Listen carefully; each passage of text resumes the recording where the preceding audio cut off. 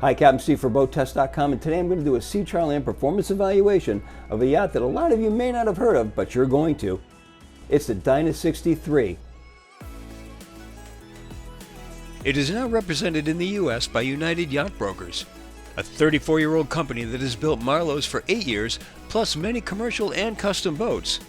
This yacht's impeccable fit and finish is covered in another video, so for now, let's start by looking at our operational features. There are boarding gates to both sides of the aft deck and an 11-inch step up to the side deck. With a symmetrical layout, both side decks measure in at 14 inches. Bulwarks come up 21 inches with rails topping out at 35 inches. There's a 10-inch midship cleat and then another step, this time 10 inches, and then another breast cleat. That brings us to the working end of the bow. At this point, the rails top out at 38 inches. Fully forward, there are two hatches accessing the road locker and flanking the Maxwell 24-volt electric windlass. It handles the all-chain rod that leads through the flush-mounted davit that holds the plow-style polished anchor. Boat controls are alongside to starboard. Fresh and raw water washdown connections are inside the port locker. The Helm features 3 screens, including a center boning screen for controlling all of the vessel's electrical systems and tank monitoring, flanked by dual Garmin 8612s. Boning displays are the apex of quality and sophistication and are used primarily on commercial vessels and the very best motor yachts. Be sure to see our dedicated video on them. Essential gauges are still present across the top though. The wheel is located to the port side. Just to the right are the bow and stern thruster controls, the seatkeeper screen, the engine controls, and the joystick combining the main engines with the thrusters.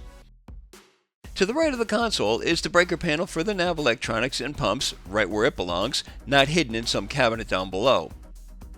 Below the panel are the hydro tab controller and the ignitions. The Helm seats are from Trebin and are extra wide, include flip armrests and flip bolsters. Upholstery is genuine leather and Dyna adds custom embroidery. They adjust electrically fore and aft. A footrest is mounted to the bulkhead under the Helm console, and a convenient storage drawer is located right under the Helm seat. I like that there's a watertight access door to the side deck. There's 10 inches between the seat and the door frame. This is a pantograph door with locking dogs. Alongside is the companionway to the lower decks, and the electrical panels for the vessel's more non-essential items are in the side bulkheads. At the base of the stairs is a hatch. Inside is a freshwater tank, battery charger, battery bank, inverter, shower sumps, and holding tanks. Note the custom engineered and fabricated holding tank plate, which accepts 5 input hoses from the ship's heads and has 1 hose to the pump-out plate on deck. All hoses are tagged for easy maintenance, something that we see all over the boat, and all through bulkhead openings for both wires and hoses are ringed with rubber anti-chafe cushions.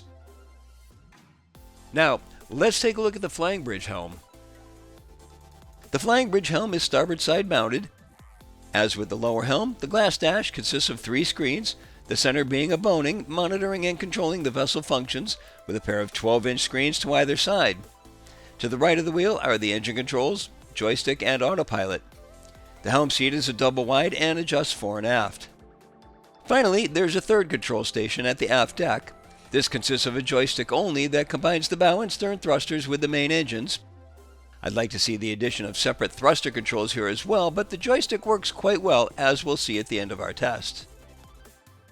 At the starboard stairs to the swim platform, there are the switches to the 2 50-amp cord reels for the shore power. They're well out of sight of the actual shore power cords that are at the transom, and notice the brackets below that keep the cords low and reduce the tripping hazards. First we've ever seen of that thoughtful touch. These cord reels are both flanking the watertight doors to the crew's quarters. Let's take a look. For a 63-foot class yacht, this has one of the most attractive crew spaces I've seen. So when we say this could serve as an additional guest space, we mean it. To the starboard side is the dining area, with the table being foldable to create more room. An opening port light is along the table. A transom window is behind the seat. Under the seat is the steering pump. Behind the seat, we can see the actual steering gear. To the port side are the wet head, with a sink under the transom window, and 2 berths which are positioned at right angles to one another, and they're on an elevated platform. Above is an emergency egress to the aft deck. There's a microwave under the forward berth, Opposite the microwave is a refrigerator with a counter space and a 27-inch TV just above. Under the stairs is access to the shore power cord reels and a stern thruster. Now, even in this space, there are no corners cut when it comes to attention to detail. Perfect joinery, finest leathers, even trimming around the emergency hatch. And this is in the crew space. Directly ahead from the entrance is the watertight door to the engine room. There's 6 feet 4 inches of overhead clearance, and stainless steel grab rails are running lengthwise across the overhead. I'd rather see them running along the engines, which are separated by 20 inches at their narrowest point. The sea strainers are in easily accessed locations in the center walkway. Main engines are the 1,000 horsepower Cat 12.9s. Notice the size of the engine mounts. Fully forward, 2 fuel tanks have sight tubes and flank the 21.5 kW Onan generator. Beneath that is the Seakeeper 9 gyro stabilizer. To the starboard side are the air conditioning systems, upgraded to 74,000 BTUs total. Most intriguing is how well everything is labeled. Those green tags are ID tags for each hose, and that is a custom-made fiberglass discharge sea chest for 12 hoses, which minimizes through hulls. And notice how each are not only double clamped, but the clamps also have red protectors on the sharp exposed edges. Right at the entry are the main battery switches, the chargers, and the master breakers.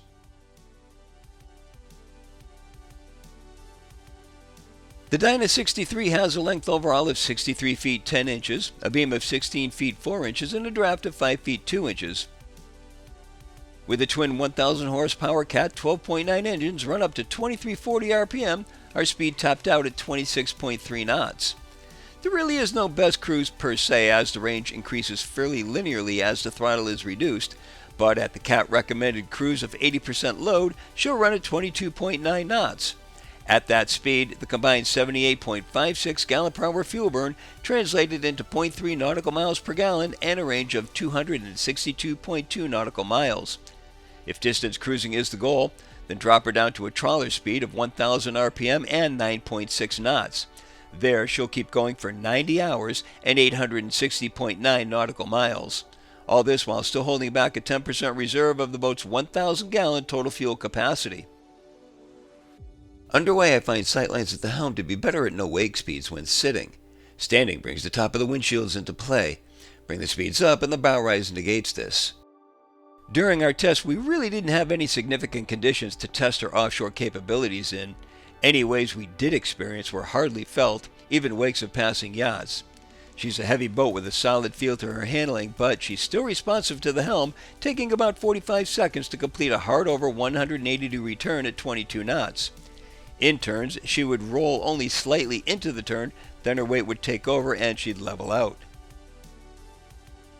Back at the dock, I had a fairly tight scenario to back her into, and the joystick was dialed in perfectly as she responded quite well to inputs with very gentle movements of the stick, bringing her in, mostly on her own momentum, and then just steering that momentum in.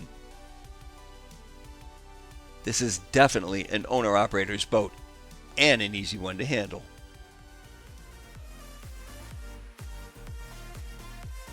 Dyna has been making motor yachts for over 30 years and distributing them internationally. Now they're going to be coming into North America, and you're going to be hearing more and more about them. I guarantee it. If the performance and handling doesn't get you, then the fit and finish certainly will. But that's covered in another video. Be sure to look for it. For now, this is my sea trial and performance evaluation of the all-new Dyna 63. For BoatTEST.com, I'm Captain Steve. We'll see you on the water.